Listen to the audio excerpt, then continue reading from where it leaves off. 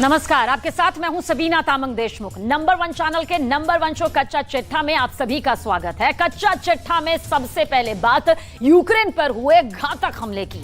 जब Zelensky Kyiv में सो रहे थे तब आधी रात 3 बजे अचानक उनका शहर धमाकों से गूंज उठा। उनके शहर पर क्रूज मिसाइलों का कहर टूट पड़ा। लेकिन अब की बार निशाने पर राजधानी कीव नहीं बल्कि वो शहर था जहां यूक्रेन के राष्ट्रपति पैदा हुए, जो उनका पुश्तैनी घर है। ऐसे में अब सवाल यह है कि क्या व्लादिमीर पुतिन वो वादा तोड़ देंगे जिसमें उन्होंने ज़ेलेंस्की को जान से नहीं मारने का भरोसा दिया था।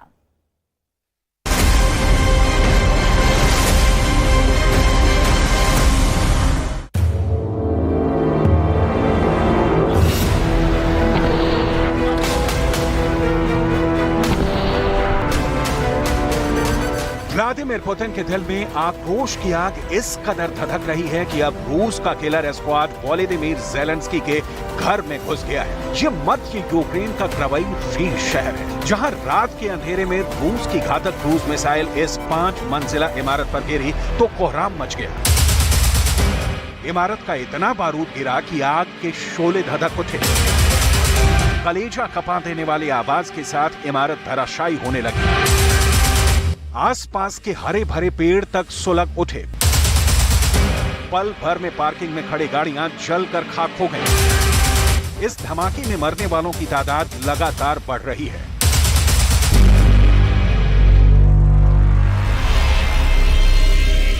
कुछ लोग तो नींद में ही मौत की आगोश में समा गए, तो कुछ मलबे में जिंदा दफन हो गए। कुछ जख्मी लोग अब भी जिंदगी और मौत के बीच झूल रहे हैं। यूक्रेन के पलटवार से पुतिन का गुस्सा चरम पर है। ऐसे में अब उनकी सेना सीधे ज़ेलेंस्की को निशाना बनाने में जुटी है। क्रावाई पर हमला इसका बड़ा सबूत है, क्योंकि यूक्रेन का वो शहर है जहां ज़ेलेंस्की पैदा हुए। मिसाइल हमले में इस इमारत पर इतनी बारूदी बारिश हुई कि आग बुझाने में फायर फाइटर्स के पसीने छूट गए। धमाके के वक्त मंजर कितना भयावह था, इसकी आंखों देखी यहाँ के रहने वाले लोगों की जुबानी समझे। Я проснулся от первого хлопка, слабого. Сразу на балкон это, а второй потом над головой, я шарахнуло зарево такое. В балкон вижу, что сыпятся куски горящие, блин. Посмотрел налево, смотрю, первый, второй подъезд с той стороны горит. Вот и все. И начал смотреть, что у меня. Но у меня то повреждения нема только. हमले की चपेट में आई इमारत में रहने वाले लोगों के मुताबिक सुबह के 3 बज रहे थे जब जबरदस्त विस्फोट से उनकी आंखें खुली, तो वो आग और बारूदी गंध से दहशत में आ गए। Мы спали, оно бахнуло и вылетело все. Даже не знаем, как оно и получилось. Сначала сильно бахнуло, машины загорелись, потом дома, у нас окно вылетело полностью. Ну, последствия, конечно, не очень хорошие. Темно было, ночь, 3 часа ночи. Начало 4-го. Ничего не видно было. Ничего не видно было, даже не ожидали, что таким окно. धमाके के बाद कुछ खुशकिस्मत ऐसे भी थे जो खुद मलबे से निकलने में कामयाब रहे।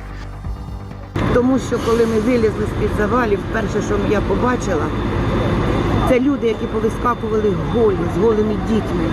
І з сусідніх будинків, де теж все повилітало, вискакували люди, виносили капці, халати, воду, ковдри діткам. Що вам допомогти, що вам надати, яку вам допомогу надати, ходіть до нас. ज़ेलेंस्की के क्रावाई शहर में रहने वालों के लिए ये बहुत बड़ी आपदा थी, ऐसी त्रासदी जो उन्होंने अब तक कभी नहीं देखी थी। У місті случилось горе, прилетіли декілька ракет, котрі руйнували як промислові підприємства, як заклади деякі, так і жилі будинки. यूक्रेन की सरकार के मुताबिक रूस की सेना ने बीती रात धुआंधार मिसाइलें दागी। पुतिन की आर्मी ने बीती रात यूक्रेन पर 14 क्रूज मिसाइलों से हमला किया। दावे के मुताबिक यूक्रेन ने इनमें से 10 मिसाइलों को नाकाम कर दिया। रूस ने यूक्रेन पर 4 ईरानी ड्रोन भी फायर किए। इनमें से एक ड्रोन को यूक्रेन के एयर डिफेंस ने मार गिराया।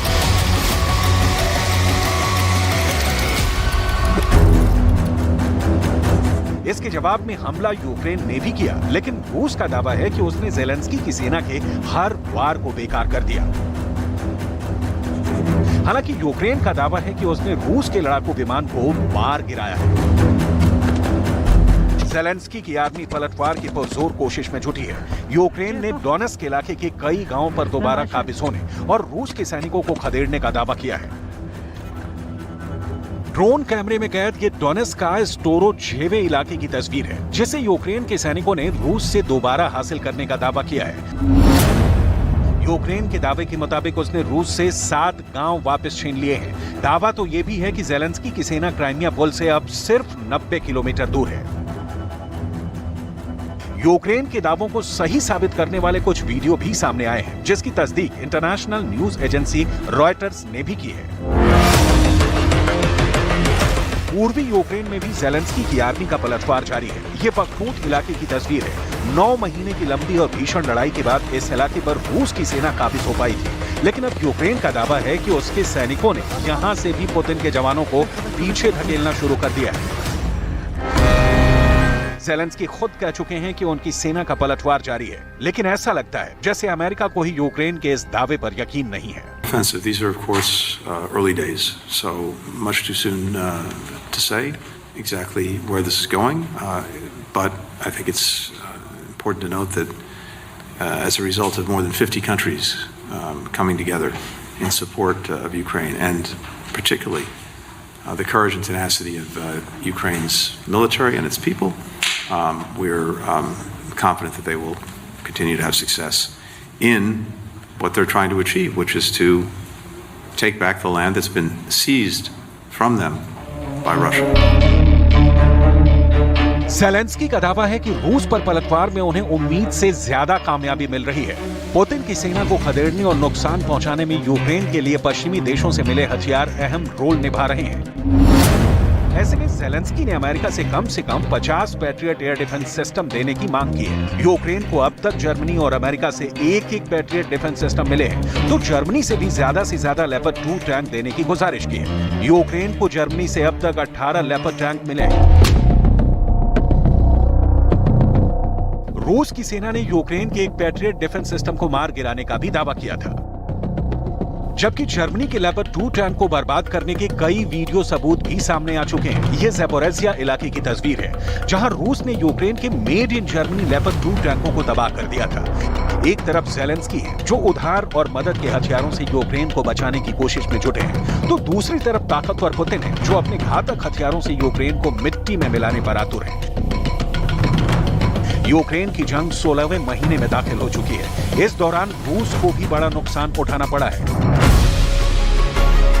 लेकिन इससे बेपरवाह पुतिन अपने सैनिकों की हौसला अफजाई में जुटे हैं। रूस के नेशनल डे के मौके पर पुतिन ने यूक्रेन की जंग में जख्मी जवानों को हीरो ऑफ रशिया और ऑर्डर्स ऑफ करेज जैसे सम्मानों से नवाजा। इस मौके पर पुतिन ने रूस के लोगों में देशभक्ति का जज्बा कायम रखने की अपील की। В непростое для России время они еще больше, крепче объединяют наше общество, служат надежной опорой нашим героям, участникам специальной военной операции. Патриотизм, ответственность за судьбу отчизны завещаны нам предками, которые достигли поистине грандиозных трудовых и ратных побед. जाहिर है ये समय पुतिन के लिए भी बहुत कठिन है, क्योंकि यूक्रेन में युद्ध के 475 दिन पूरे हो चुके हैं और ज़ेलेंस्की को घुटने पर लाने की पुतिन की हसरत अब भी अधूरी है। ऐसे में सवाल ये कि क्या अब यूक्रेन में पुतिन कुछ ऐसा कर गुजरेंगे जिसका अंदेशा बीते कई महीनों से जताया जा रहा है, और वो अंदेशा है यूक्रेन में परमाणु धमाके।